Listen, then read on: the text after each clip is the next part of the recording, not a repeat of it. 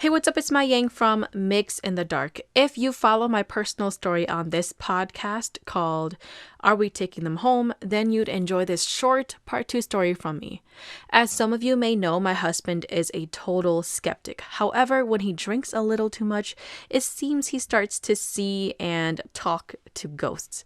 We haven't hung out with our friends for a while due to the pandemic, so the other day we decided to invite some of our friends over for a few drinks. Of course, he has a little too much, and by the end of the night he starts to say those really strange things to me again.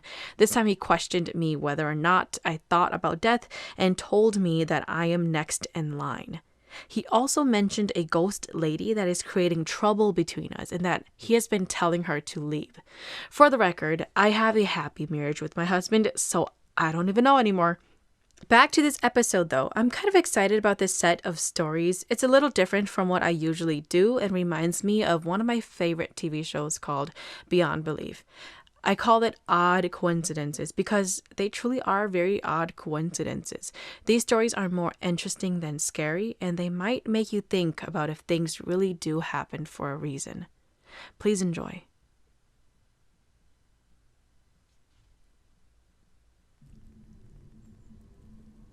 Story 1.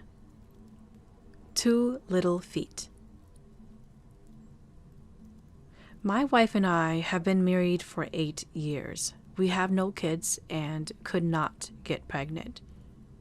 We're already in our mid-30s. I love to raise chickens, so we were looking to buy a small house in the countryside. Our real estate agent found a home that has 1 living room, a dining room, 2 bathrooms, and 3 bedrooms with a very large backyard. The price was good. However, there was a kid that died in the house several years ago. We were well aware of this before we even made the decision to buy the house. There was a family that lived there for 4 years before moving out, and the family was okay. They did not complain of seeing or hearing anything unusual. While my wife and I waited outside the door for our agent, I touched on the doorknob and realized that it wasn't locked. I opened it and we went inside. The place smelled so bad with flies everywhere. My wife went to look at the kitchen while I was trying to call our agent to see where she was at. A little cold hand grabbed me. When I looked, it was a pale, skinny little boy with 2 sunken eyes looking up at me. Then I woke up from that dream. It's been 4 months since we bought this house, and I kept having this dream of that little boy. One night, while mopping the floor, my wife saw 2 little feet behind the window curtain in the living room. I was in the backyard, so she came outside and called me in. Then she pointed me to the curtain in the living room and said that she saw 2 little feet behind the window's curtain. I went to look and showed my wife that there was no one behind the curtain. 2 weeks later, we invited a Hmong shaman to do a house cleansing ritual. After the ritual, the shaman told us that there is a little boy ghost inside of our house, but he is a good ghost. The shaman said he already told the little boy that he can't stay in the house anymore and for him to go reincarnate. The shaman told my wife and I that everything should be okay. 4 months later, my wife found out that she was pregnant. We couldn't believe it. We went to the doctor to do a blood test, and later they confirmed that we really were pregnant. We were so happy. When it was time, she gave birth to a baby boy. We named him Nathan. One day I was watching TV in the living room while my wife and Nathan were playing hide and seek. Nathan was about 3 years old during this time. It was my wife's turn to go find Nathan. Nathan went behind the window curtain and hid there. When my wife saw Nathan, she came to me and told me to go look. I did. There were 2 little feet behind the window curtain. My wife told me that a few years ago she saw the same 2 little feet exactly like the way Nathan's were. After that day, my wife and I believe that Nathan is the reincarnation of that little ghost boy.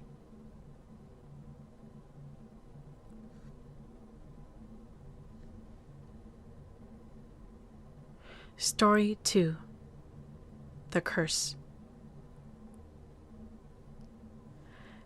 I don't know if this counts as a scary story because it may be more coincidental than anything. You can be the judge. Back in the days, Hmong folks wanted sons because they were more beneficial to the family in terms of farming and gardening. The sons usually stay with the parents. When they get married, they would hopefully be rich with children to add to the family. Daughters, on the other hand, will leave the family to join their husband's family. They become that family's people. My parents are traditional and wanted many sons. Unfortunately, it didn't happen that way. My family has a total of 8 daughters and 1 son. Our brother is the youngest in the family. I heard from my older sisters that we had a brother that was 3 years older than me. This was when they were still living in Thailand. He must have only been a toddler. My older brother had a unique medical condition, though. He had some type of problems with his spleen. As you may know, the key functions of a spleen in the body is to control the levels of your blood and filter or remove damaged blood cells. In this strange case, his spleen seemed to be removing healthy blood cells instead of damaged ones. From what my sister said, he appeared jaundiced and really frail looking all the time. There was a time where he became really sick. He would cry until he turned purple. He would sleep through the whole day without taking any milk, and he became really, really weak.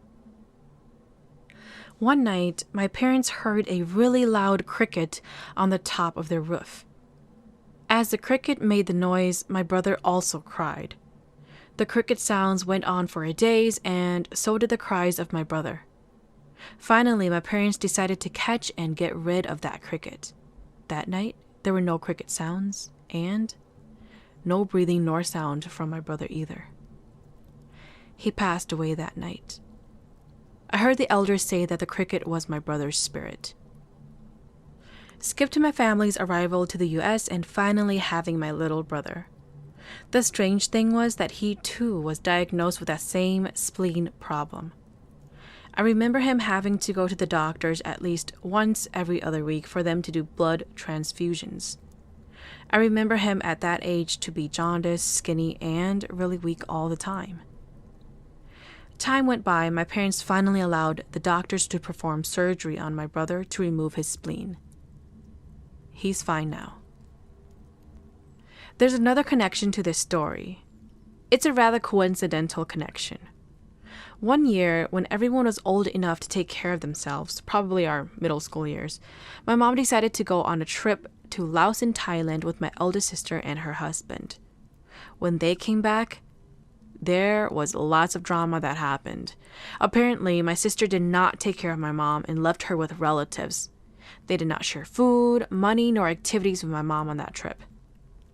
My mom felt extremely lonely and sad that her daughter would do that to her. It seemed a bit dramatic at the time, but I'm pretty sure there were way more things that happened on that trip to make her feel that way. Anyway, my eldest sister became pregnant with a son shortly after. When her son came out, he was diagnosed with that same spleen problem that my brothers had. They had a shaman perform a ritual on their son because he was always sick. The shaman said that the house spirits cursed them for making their mother suffer. I'm not sure if this is relevant, but before leaving for Asia, my dad prayed to our ancestors and house spirits to protect the family while on the trip. They must have made the ancestors angry. My brother-in-law and eldest sister came by to the house right after and bowed down to my mom to ask for forgiveness in an attempt to reverse the curse.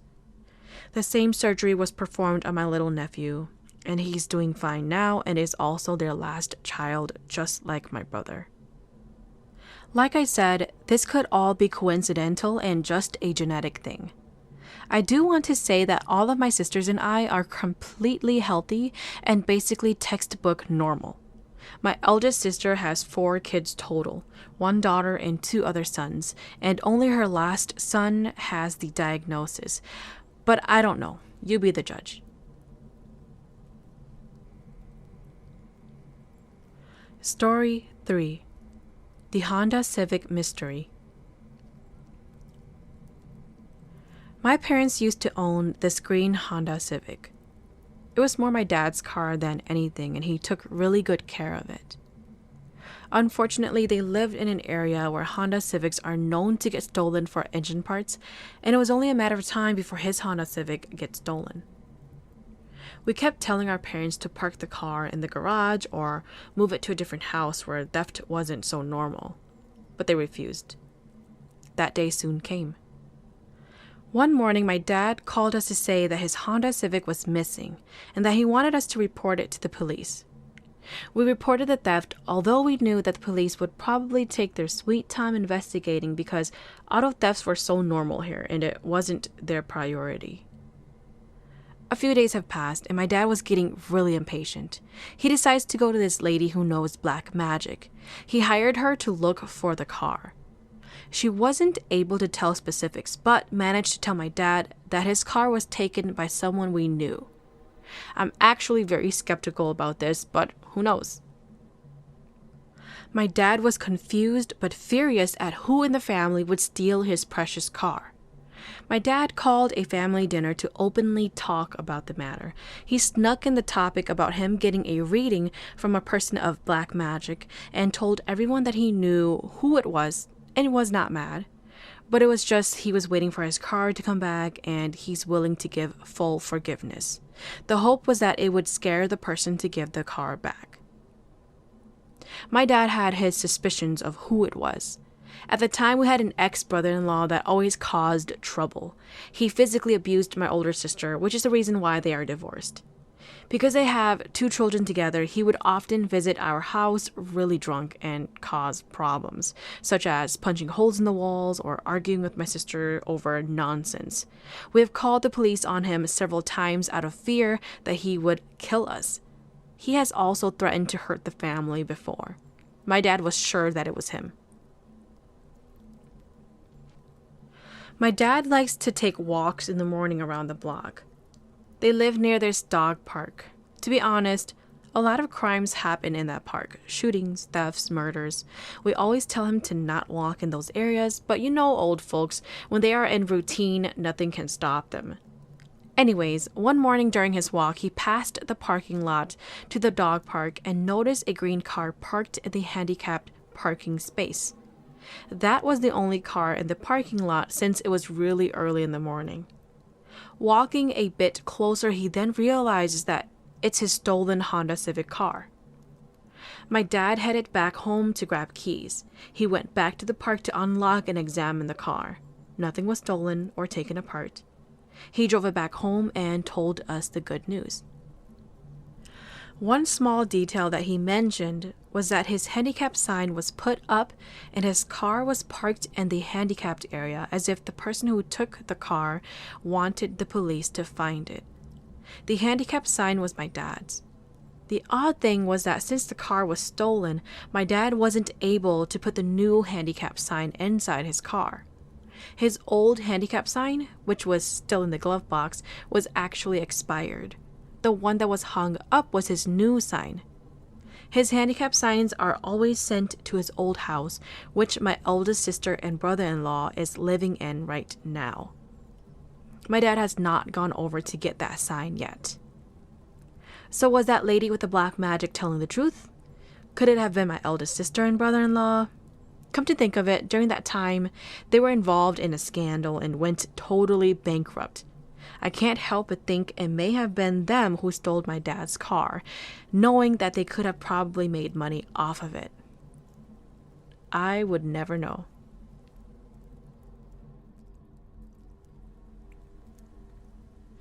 Thank you for listening to Mix in the Dark. I'm your host, Ma Ying. Mix in the Dark podcast is available on Buzzsprout, Spotify, Apple Podcasts, iHeartRadio, Pandora, YouTube, and Facebook. If you have any stories that you would like to share, please send it to mixinthedark@gmail.com.